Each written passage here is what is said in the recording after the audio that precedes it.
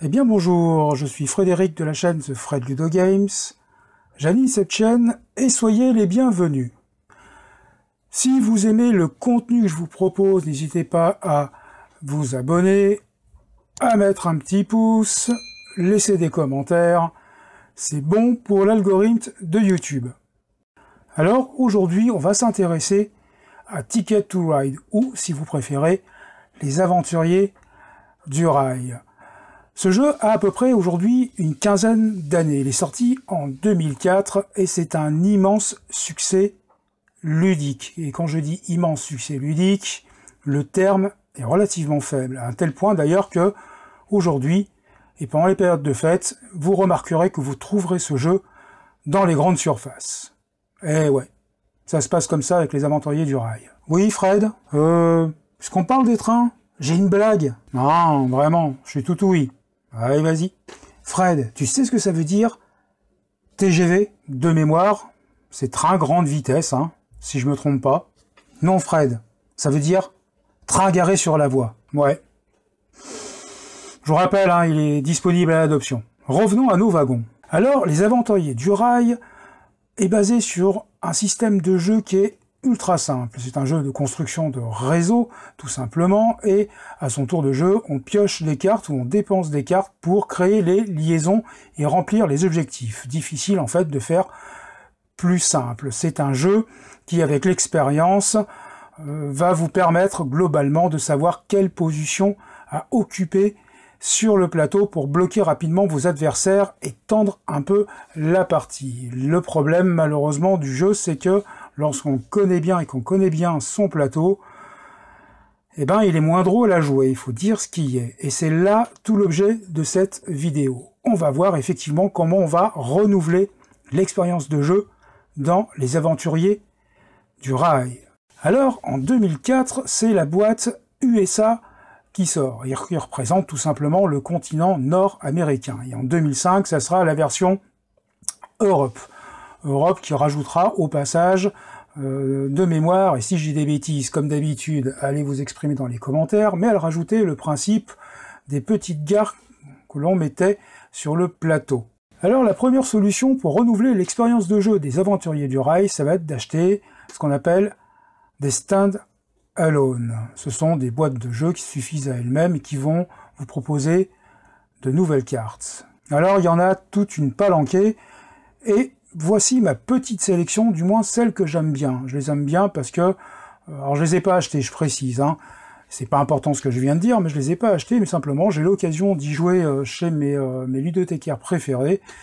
Et sur l'ensemble des boîtes que j'ai pu essayer, ben voilà, c'est ma petite sélection de celles que j'aime bien. Alors j'aime bien la version Scandinavie par exemple, qui est plutôt limitée à 2 ou 3 joueurs et qui est vachement plus compétitif. En plus le design, il a un côté très, je sais pas moi, très ambiance de Noël on va dire. C'est un très beau plateau et le jeu est beaucoup plus nerveux. Autre boîte qui est vraiment sympathique, c'est la version au tour du monde. Et on va faire le tour du monde comme son nom l'indique, et on va cette fois aussi utiliser des bateaux pour voyager de continent en continent. Attention, ce plateau aussi l'avantage ou l'inconvénient, au demeurant, de rajouter du temps de jeu supplémentaire. Et sur l'autre face, vous pourrez jouer du côté des Grands Lacs américains. Alors l'autre manière de renouveler le temps de jeu, c'est d'utiliser ce qu'on appelle les maps collector. Et il en existe 7. Ce sont généralement des plateaux double face. Vous avez un univers à chaque fois. Et là encore, elles sont pas toutes équivalentes en termes de, comment dirais-je, qualité de jeu. Mais ceci dit, tout cela a un coût financier. En effet, entre les boîtes et les plateaux, c'est un vrai coût.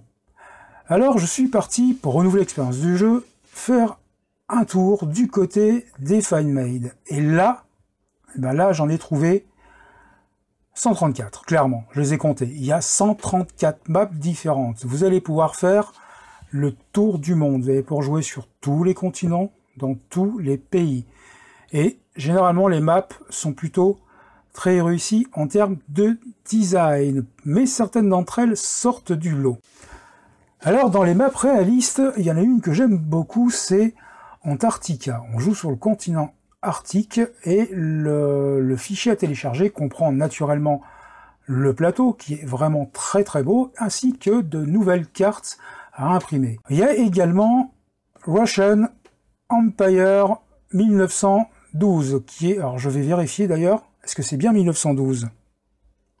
Et oui, c'est bien 1912. Là encore, le plateau est juste magnifique, c'est une très très très belle réalisation. Mais vous pouvez également aller faire un tour sur la planète Mars, pourquoi pas. Vous avez également le plateau de Alice au Pays des Merveilles, que je trouve pas très beau, mais c'est marrant, enfin, il faut rejoindre en fait les routes entre les différents personnages du film. Qu'est-ce que j'ai trouvé encore d'un peu loufoque comme ça? Je regarde mes notes.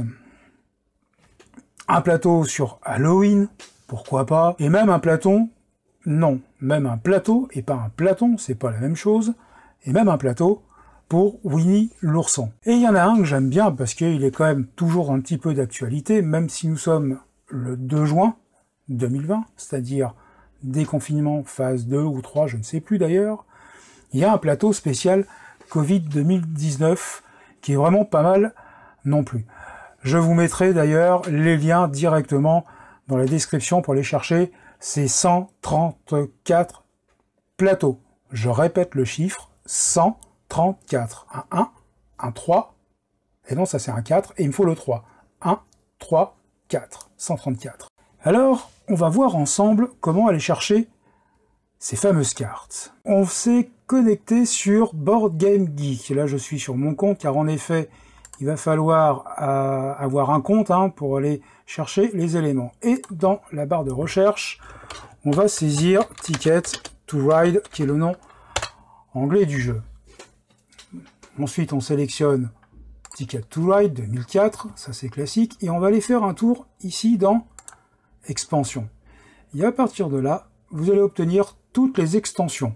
Quand je dis toutes, ce sont les extensions type Map Collector, les standalone, et puis bien sûr, nos fameuses fan-made qui sont ici. Alors il y en a 134, on va pas toutes les passer en revue, mais globalement, si vous voulez en prendre une, n'importe laquelle, par exemple, on pourrait aller chercher, allez, pourquoi pas, la République tchèque. On clique sur l'élément, et il va falloir aller dans Images. En effet, dans Images, vous avez le tableau. Vous sélectionnez le tableau, non, pas le tableau, la carte, d'accord, et pour pouvoir la télécharger et l'imprimer à grande échelle et en bonne qualité, il va falloir faire ici Download, et vous allez chercher le fichier original. Alors ici, le fichier est pas excessivement grand, 1900 par 1300 04, c'est pas énorme, mais certaines cartes, vous verrez, vont peser beaucoup plus. Libre à vous ensuite de l'imprimer proprement et de la poser sur du carton fort pour pouvoir y jouer. Et ben voilà, c'est la fin de cette vidéo consacrée aux aventuriers du rail, du moins comment renouveler l'expérience de jeu. Si vous avez des idées, des variantes, ce genre de choses, n'hésitez pas à nous les partager dans les commentaires. En attendant, je vous souhaite un bon jeu, un bon voyage et à très bientôt sur The Fred Ludo Games.